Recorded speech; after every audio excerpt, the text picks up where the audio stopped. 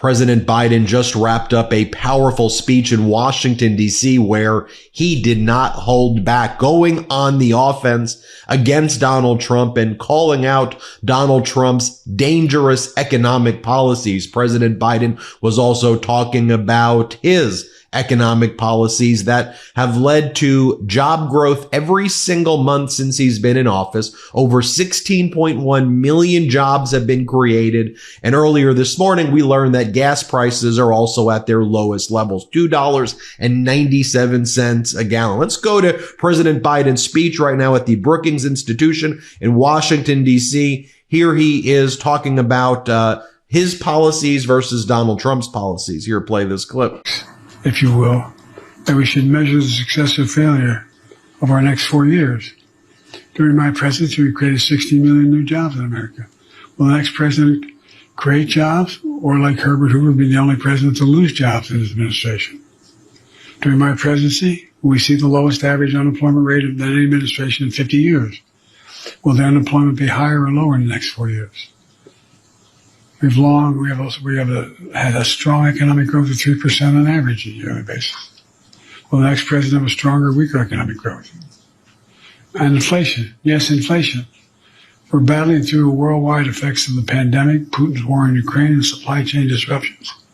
I'm leaving the next president with an inflation rate that's near 2%. Where will inflation be at the end of the next president's term? Look, these are simple, well-established economic benchmarks. President Biden then talks about Project 2025 and how he hopes that none of those policies ever get enacted. Here, watch this. Look, I pray to God, because I think everybody has an opportunity to reconsider the growth. I pray to God the president-elect throws away Project 2025. I think it would be an economic disaster for us in the region. In fact, consider one additional fact. The historic investments we made went to more red states than blue states. Not a politically smart thing to do, and I knew what I was doing. I knew people would be angry. But the reason the red states, and they need it more, is because of the decisions they made. And geography. Will the next president stop a new electric battery factory in Liberty, North Carolina? Will create thousands of jobs? Will he shut down? President Biden then says that it is his hope and his belief that the policies that have been implemented under the Biden administration will be too difficult for the Trump administration to get rid of because they're so valuable to the lives of the American people. Just notice here, even where President Biden knows that Donald Trump could try to take credit for President Biden's accomplishments, President Biden is still saying, look, I just want to make sure the American people are the ones doing well here. Here, play this clip. I can't name a single country in the world that doesn't think. Put it this way, if we're not leading the world, who does? Not a joke. I'm not being wise guy. If we do not lead the world, what nation leads the world? Who pulls Europe together? Who tries to pull the Middle East together? How do we do the Indian Ocean? What do we do in Africa? We, the United States, lead the world. And you all are extremely experienced women and men. You know many of these leaders. You know many of these countries.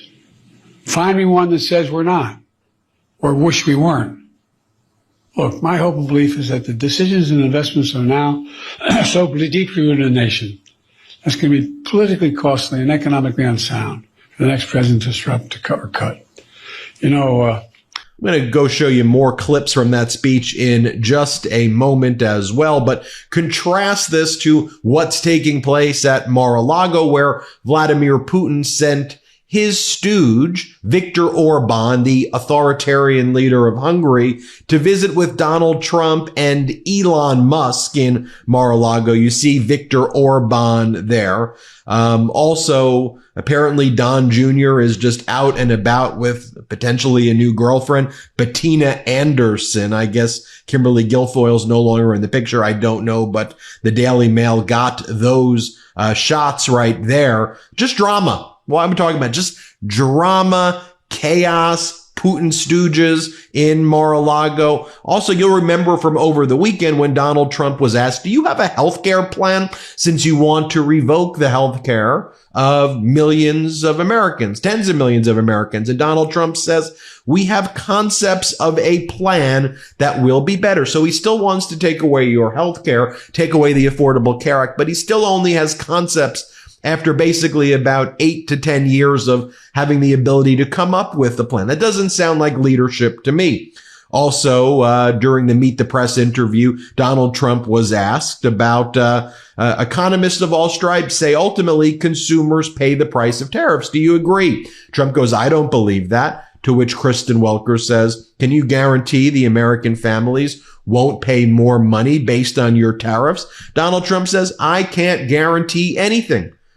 The whole campaign was accordion hands. I guarantee this. I guarantee that. I'm going to do this. I'll fix this on day one.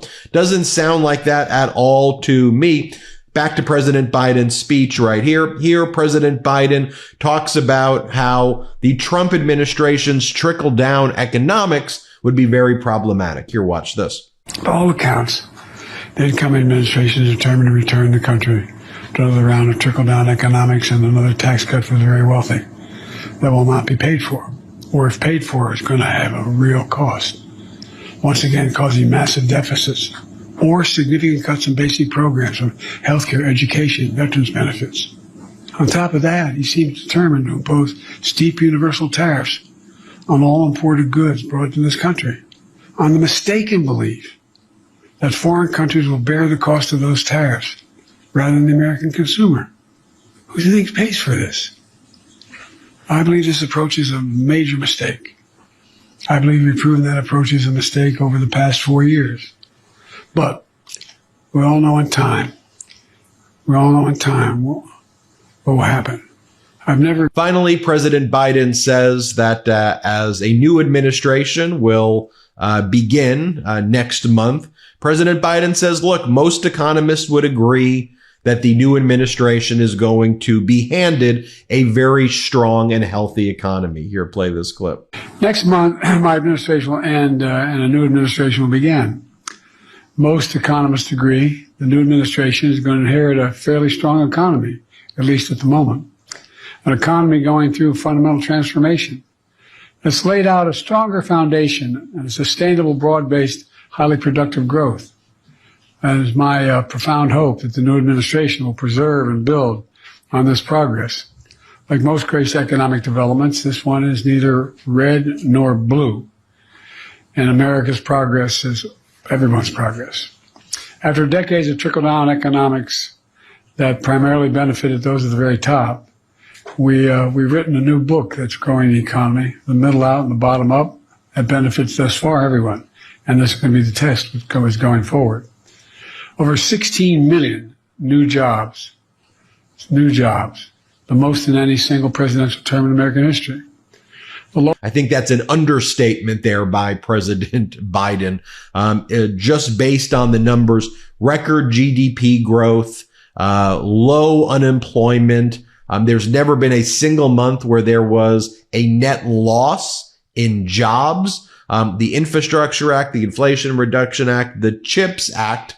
And look, President Biden's administration was during a recovery. I mean, I guess there's that Men in Black magic wand, the collective amnesia of the country, how cataclysmic, how catastrophic Donald Trump left the country. And I remember that Time magazine cover when President Biden took over. He inherited the biggest mess ever, instituted the American Recovery Plan, fixed things humbly, quietly, behind the scenes, not obnoxious. Oh, and strengthened our international alliances abroad, where our enemies have never been weaker. I think this was an important speech by President Biden here. I like that he was going on the offensive and calling out Donald Trump. And just draw in contrast. Here's my record. Here's Trump's record. Anyway, let me know what you think. Hit subscribe to this channel. Let's get to 4 million subscribers and have a wonderful day. Love this video? Make sure you stay up to date on the latest breaking news and all things Midas by signing up to the Midas Touch newsletter at MidasTouch.com/newsletter.